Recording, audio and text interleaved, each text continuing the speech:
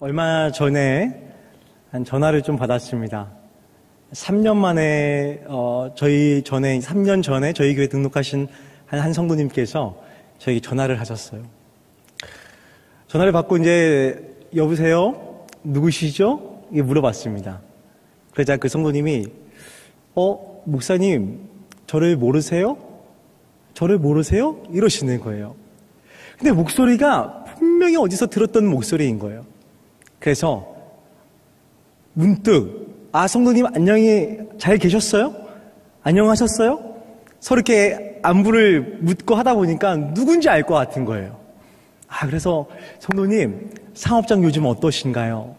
잘 되시나요? 걱정하고 있었는데 왜 요즘 교회에서 안 보이세요? 다시 한번 이렇게 여쭤봤습니다. 서로 그렇게 통명성을 하고 서로 이제 안내 또 인사를 하면서 그렇게 즐거운 시간에 통화를 보내고 있었습니다. 그런데 갑자기 그 성도님이 저한테 그러시는 거예요. 목사님, 제가 사실 목사님께 꼭 전화드린 이유가 있었습니다.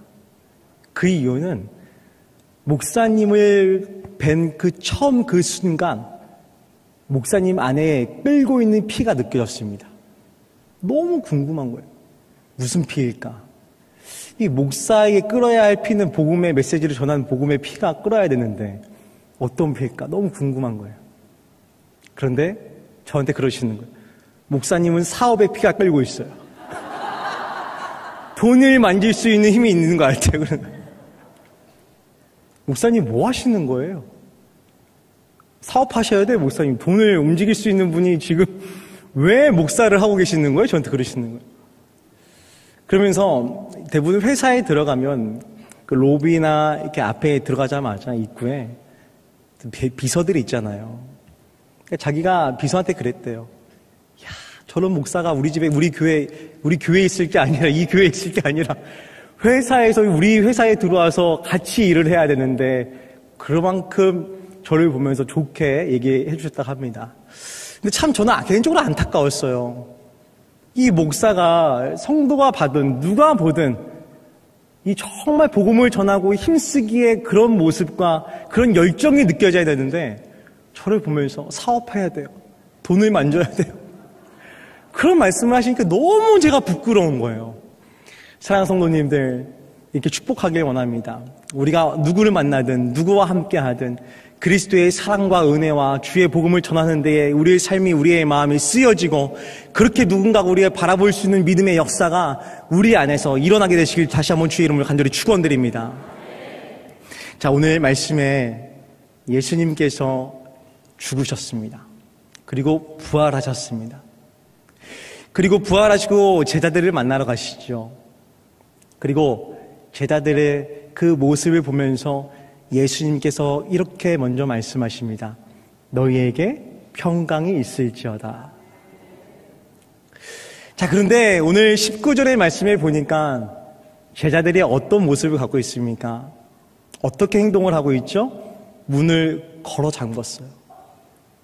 왜 걸어 잠궜을까요? 그 이유는 한 가지입니다. 너무나 두려운 거예요. 예수님께서 죽으시고 그 십자가에서 처절하게 죽어가시는 그 모습을 보면서 너무나 마음이 두려운 거예요. 내가 믿었던 예수님, 내가 의지했던 예수님, 저렇게 저 십자가에서 처절하게 너무나 비참하게 죽어가고 있는 그 예수님. 그런데 유대인들이 혹시나 자기들도 잡으러 올까 하는 그런 두려움 속에 문을 걸어 잠갔습니다. 근데 그 자리에 예수님께서 오셔서 너희에게 평강이 있을지어다 라고 말씀하시죠. 이게 오늘 본문의 말씀입니다. 자, 그렇다면 예수님께서 그의 인생과 그들의 삶 가운데 오셔가지고 평강이 있을지어다, 너의 두려운 마음, 너의 생각과 고민하고 있는 근심과 걱정 가운데에 모든 것이 다 떠나가고 평강이 있을지어다 하는 이 말씀, 다시 한번 이렇게 축복하길 원합니다. 우리에게 오늘 주님께서 주시는 말씀인 줄 믿습니다. 우리에게 들려주신 주의 말씀인 줄 믿습니다. 이 음성을 듣는 것, 그리스도인들의 특권인 줄 믿습니다. 우리 인생과 우리의 삶 늘 언제나 평강이 없습니다. 내년은 어떻게 삶을 살아가야 할까? 10월 달은 어떻게 맞이해야 할 것인가? 내 노후와 내 모든 자녀들과 내 앞길들은 어떤 인생의 삶을 살아가야 할까 하는 그런 두려움과 근심 가운데 우린 늘 언제나 있습니다. 오늘 주님 다시 한번 말씀하십니다. 너희에게 평강이 있을지어다. 자, 그렇게 그 자리에 예수님께서 너무나 은혜스러운 말씀을 전해주셨어요. 자, 공교롭게 근데 그 자리에 누가 없었냐? 의심 많은 도마가 없었습니다. 의심 많은 도마가 없었는데 오늘 26절의 말씀 함께 보지는 않았지만 26절의 말씀 함께 같이 읽어볼까요? 같이 읽겠습니다. 시작. 여드레를 지나서 제자들이 다시 집 안에 있을 때에 도마도 함께 있고 문들이 닫혔는데 예수께서 오사 가운데 서서 이르시되 너희에게 평강이 있을지어다 하시고. 자, 이미 앞선에 예수님께서 제자들을 만나 주셨습니다. 근데 26절에서의 말씀에 보니까 다시 제자들의 마음이 어떤 상태에 있습니까? 문을 걸어 잠그고 다시 두려움 속에 있습니다. 왜 그럴까요? 그 이유는 한 가지입니다. 도마 때문에 그랬어요. 도마는 요한복음 11장의 말씀에 보면은 도마가 어떤 기질을 갖고 있고 어떤 사람인지를 너무나 잘 나타내 있습니다. 디두모라 하는 도마가 있는데 그가 주를 위해서 죽자 하자 그렇게 고백을 하자 제자들이 함께 그 말을 따르고 행하게 됩니다. 3, 4, 5 모이면 그 자리에 반드시 리더가 있습니다. 그런데 이 도마는 그런 리더 중에 한 사람인 거예요. 이 12명의 제자들이 항상 늘 고민하고 번뇌하고 뭔가 결정하지 못하면 그 자리에서 결정을 해줄 수 있는 그런 아이디어와 생각과 리더십이 통찰력 있던 그런 사람이었어요. 좋게 말하면 리더십이 있는 것이고 나쁜 말로 말하면 선동하는 사람인 거예요. 자, 그런데 이 도마가 제자들한테 그렇게 얘기하는 거예요. 야, 너희들가 예수님 봤어? 진짜 너희들이 예수님 봤다고? 말도 안 돼. 니네가 어떻게 예수님 만나? 나 보지도 못했어. 니네들이 너무나 마음 가운데 두려워하고 있으니까 너희들이 유령을 본 것이야. 그렇게 제자들의 마음과 생각을 의심하는 마음으로 바꾸기 시작합니다. 사실 이 도마는 앞전의 말씀에 보면 같이 있질 않았어요. 왜 같이 있지 않았습니까? 그 이유도 한 가지입니다. 도마의 마음도 두려워하는 거예요. 도마의 마음도 언제 내가 유대인들로 하여금 잡혀갈지 모르니까 혼자 운분 생활을 하면서 혼자 방 안에 있었습니다. 자, 그런데 예수님께서 죽으시고 부활하시고 다시 사신 7일째 이후에 8일째 되는 날 예수님께서 제자들이 모두가 함께 모인 그 자리에 도마까지도 함께 모인 그 자리에 찾아가십니다. 그리고 다시 한번 이렇게 말씀하시죠. 너희에게 평강이 있을지어다.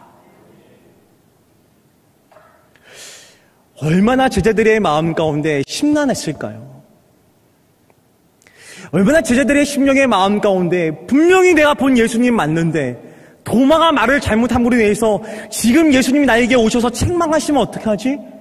그런 두려운 마음 없었겠을까요? 그런데 예수님이 다시 오셔서 두 번째 말씀하십니다. 너희에게 평강이 있을지어다. 사랑하는 성도님들, 리더는 항상 늘 중요합니다. 하나님의 그리스도인의 사명을 품고 우리는 리더로 다 부름을 받았습니다. 잘났던 잘 못났던 또 영리하든 영리하지 못했던 물질이 많던 물질이 부유하지 못하던 주님께서 다 우리를 주의 백성으로 묶어주셔서 리더로 불러주셨습니다. 리더는 언제나 늘 소망의 메시지를 함께 전해야 합니다. 늘 하나님의 말씀을 함께 전하고 그 입술 가운데 하나님의 사랑을 함께 심어줘야 합니다.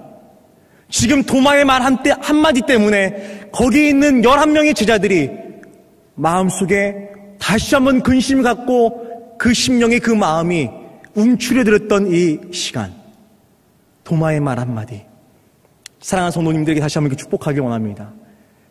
가정에서 이웃에게, 동료들에게 예수 그리스도의 사랑을 전하시고 그 입술을 통하여서 살리는 한 영혼, 그래서 주님 앞에 칭찬받는 영혼 되시길 다시 한번 주의 이름을 간절히 축원드립니다. 그렇게 도마는 의심이 너무나 많은 거예요. 자, 그런데 그 도마가 이렇게 예수님이 없는 자리에서 이렇게 얘기하죠. 나 예수님? 내가 그 손 못자국, 그 옆구리의 창자국, 내 손, 내 오감으로 만져보지 않는 이상 난 믿지 않을 거야. 그런데 그 자리에 예수님께서 오셔서 이렇게 말씀하시죠. 도마야, 너가 갖고 있는 그 손을 통하여서, 너의 그 오감을 통하여서 손에 못자국, 차내 내 옆구리에 있는 창자국을 직접 만져보아라. 그리고 믿음 없는 자가 되지 말고 믿는 자가 되어라. 주님 말씀하십니다. 사랑하는 성도님들, 우리의 인생과 우리의 삶 가운데 주님 찾아오셔서 우리에게 말씀하십니다. 믿는 자가 되어라. 우리 인생과 우리 삶 가운데 우리 지금 다시 한번 의심하고 있는 이 시간 가운데 찾아오셔서 아직도 우리 마음과 생각들 가운데 근심하고 있는 우리 인생과 삶 가운데 찾아오셔서 믿는 자가 되어야 된다. 주님 말씀하십니다.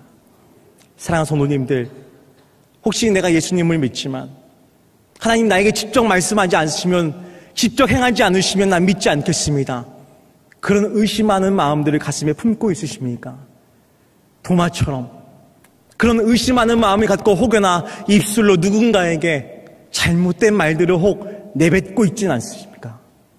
주님은 다시 한번 우리에게 말씀하십니다. 믿음 없는 자가 되지 말고 믿는 자가 되어야 된다. 그렇게 예수님께서 다시 한번 도마와 제자들을 만나주십니다. 그런데 이 말씀을 보면 우리가 흔히 이렇게들 오해를 하시는 것 같아요. 이거는 분명히 예수님께서 지금 도마와 제자들을 책망하는 것이다. 그래, 너네 그럴 줄 알았어. 너 의심하고 그렇게 내가 분명히 말을 했고 내가 부활할 것이라 얘기했지만 너 마음에 그런 마음 품고 있었지? 그래, 그런 내가 나타났다. 그래, 그런 마음을 갖고 예수님께서 책망한다. 그런 이야기들을 또 그렇게 묵상들을 하시는데 그런 내용이 아니에요. 이 말씀은 예수님께서 지금 도마와 제자들을 만나주시면서 도마에게 이렇게 얘기하는 거예요. 도마야, 내가 너를 포기할 수 없어. 내가 너를 끝까지 함께 내 손을 붙잡고 함께 일어서야 된단다. 그렇게 사랑으로 지금 안아주시는 거예요. 사실 이쯤 되면 예수님도 포기할 수밖에 없겠죠. 아니, 포기하실 수도 있죠. 그런데 예수님께서 이 땅 가운데 오신 이유는 무엇입니까? 한 영혼이라도 주의 품에 안기는 역사와 구원을 이루기 위해서 예수님께서 이 땅 가운데 오신 줄을 믿습니다. 그 한 영혼도 바로 도마인 거예요. 의심을 품고 있지만 그럼에도 불구하고 지금 도마를 안으시고 품으시면서 내가 너를 끝까지 포기하지 않을 거야. 그런 마음으로 지금 도마를 안고 있다는 것입니다.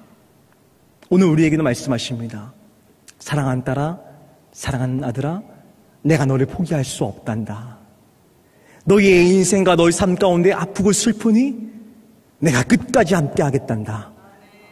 그 마음을 붙잡고 그 삶의 자리에서 다시 한번 승리하는 저와 여러분의 삶이 되어지기를 주님의 이름으로 간절히 축원드립니다. 우리 인생과 우리 삶 늘 언제나 의심이 많습니다. 제가 얼마 전에, 죄송합니다, 좀 있으면 저녁 먹을 시간인데 어떠한 꿈을 꿨어요. 근데 제가 이 얘기를 하면 아마 성도님들 백방백중 어떤 얘기를 하실지 제가 궁금하긴 하지만 먼저 이야기를 좀 해보겠습니다. 제가 죄송해요, 똥꿈을 꿨어요. 자, 똥꿈을 꾸면은 대부분 성도님들 어떻게 생각하시죠? 모르시는 것이, 자, 로또를 사야 된다고 대부분 그렇게 얘기를 하시더라고요. 제가 똥꿈을 꿨는데 하필 그 똥을 제가 손으로 잡았어요. 오 하시는 거 보니까 자, 제가 로또를 샀을까요? 안 샀을까요? 샀어요? 제가 그래 보여요? 안 샀어요. 그래도 목사님인데 제가 어떻게 사겠습니까? 그걸 안 샀어요. 근데 제가 이 얘기를 누군가에게 했습니다. 성도님, 제가 똥꿈을 꿨어요. 근데 똑같은 반응이셨어요. 왜 목사님 로또 안 사셨어요? 사셨어야죠. 대박 맞았을 것 같은데 이러시는 거예요. 근데 제가 의지할 대상이 누구죠? 하나님인 거예요. 제가 의지하고 믿어야 할 분 누구시죠? 하나님인 거예요. 근데 그것을 선포해야 될 제가 그 똥꿈 꿨다고 가서 로또를 사면 은혜가 되겠습니까? 이 강당에서 제가 말씀을 선포할 수 있을까요? 여러분 꿈꾸셨습니까? 로또 사세요. 왜 이게 은혜가 되겠습니까? 안 샀어요. 여러분, 우리 인생과 우리 삶 가운데 똑같은 것 같아요. 기도하고 하나님께 외치고 선포하지만 하나님 어떠시죠? 때로는 침묵하실 때가 있어요. 여러분, 기도 중에 가장 기다리는 그 시간이 너무나 힘드신 거 저뿐만 아니라 성도님도 마찬가지시죠.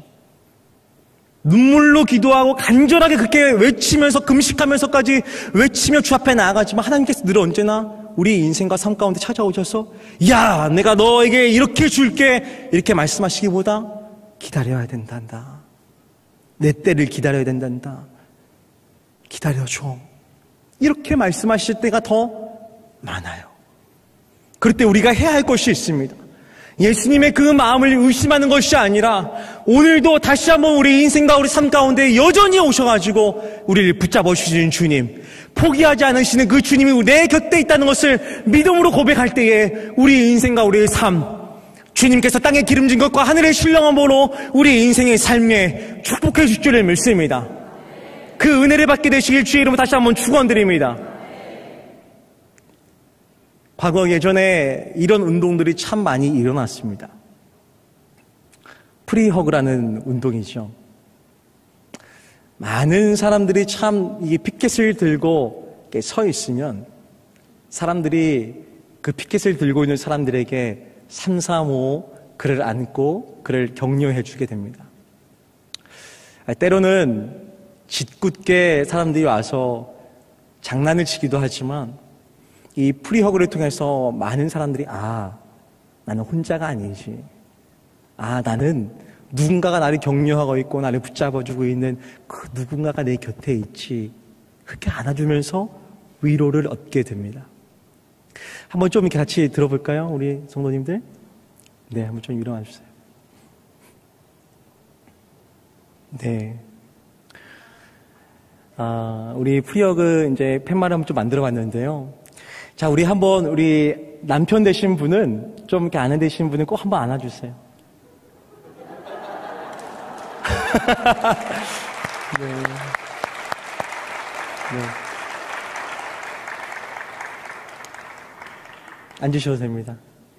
이렇게 서로 격려해주고 서로 안아주면서 그 마음이 힘들었던 마음들이 녹아지는 것. 프리허그의 힘이었던 것 같아요. 사랑하는 성도님들, 우리 옆에 있는 지체들과 한번 좀 같이 안아볼까요? 가슴으로 부탁드리는데요. 남의 여자 앉지 마세요. 이때다 기회야, 막 이때가 지금 내 기회야, 그러시면 안 돼요. 동성끼리만. 네. 여러분, 예수님도 우리 이렇게 안아주세요. 내가 힘들고 지칠 때 내 곁에 오셔서 야, 너 지옥 같은 인생, 내가 내버려 둘게, 이게 아니에요. 여전히 우리 인생과 우리 삶 가운데 오셔가지고요. 너의 인생 가운데 평강이 있을지어다. 내가 끝까지 너를 포기하지 않고 있단다. 내가 너를 끝까지 붙들리라. 주님 말씀하시는 이 말씀이 우리의 말씀인 줄 믿습니다. 삶에 지쳐 있으십니까? 우리가 지금 보아축제를 함께 선포하고 이제 보아축제의 한 영혼을 위해서 함께 그 가슴에 품고 기도하고 있습니다. 가까이에 있습니다. 가족들도 아파하고 있어요. 그리고 자녀들도 아파하고 있어요. 지쳐 있어요. 괴로워하고 있어요. 그 지체 안아주세요. 예수님께서 도마와 제자들을 포기하지 않으시고 내가 너와 끝까지 함께 있단다. 이 말을 함께 하시면서 안아주셨던 것처럼 사랑하는 성도님들, 죽어가는 그 영혼 방치해 두면 안 됩니다. 죽어가는 그 영혼 주님께서 우리에게 품으라 말씀하셨습니다. 내 인생, 내 삶만 돈 버는 것이 아니라 정말 죽어가는 그 한 영혼이 나를 찾고 예수님을 찾고 있습니다. 누군가가 복음을 나에게 와서 전해주기를 원하고 있고 누군가가 나에게 와서 예수님의 그 따뜻함과 그 사랑을 나에게 전해주기를 간절히 원하고 있습니다. 얼마 전에 제 옆집 이웃집의 한 여성분께서 제가 그러면 안 되는데 그런 마음은 일치 아니었는데 분리수거를 하려고 집 앞에 내놨습니다. 박스만 내놨어요. 박스만. 이 버리려고 하는데 박스가 사라졌어요. 누구지? 우리 아내가 버렸나? 그래서 물어봤어요. 사모한테. 안 버렸다는 거예요. 그 옆집 아주머니께서 보내주셨나? 버려주셨나? 버려주셨다는 거예요. 근데 그분은 예수님을 믿지도 않으세요. 그런데도 그 박스를 보내주셔서 예수님의 마음을 느꼈다는 것이 아니라 예수 믿지 않아도 선함과 도덕과 윤리는 다 깨끗하게 행하고 살아갑니다. 근데 우리는 선함과 도덕과 윤리를 행하는 백성이 아니에요. 물론 그것도 해야 돼요. 더 중요한 것은 예수님의 마음을 품고 예수의 복음을 함께 전하는 입술이 되어야 할 줄 믿습니다. 사랑하는 성도님들, 다시 한번 축복하기 원합니다. 우리 인생과 우리의 삶, 주님의 것입니다.